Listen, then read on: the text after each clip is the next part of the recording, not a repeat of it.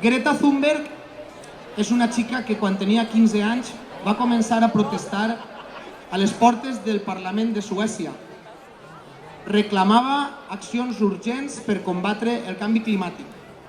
Ha arribat a parlar davant de les Nacions Unides per demanar als governs del món que intervinguen per aturar l'escalfament que desbarata el clima.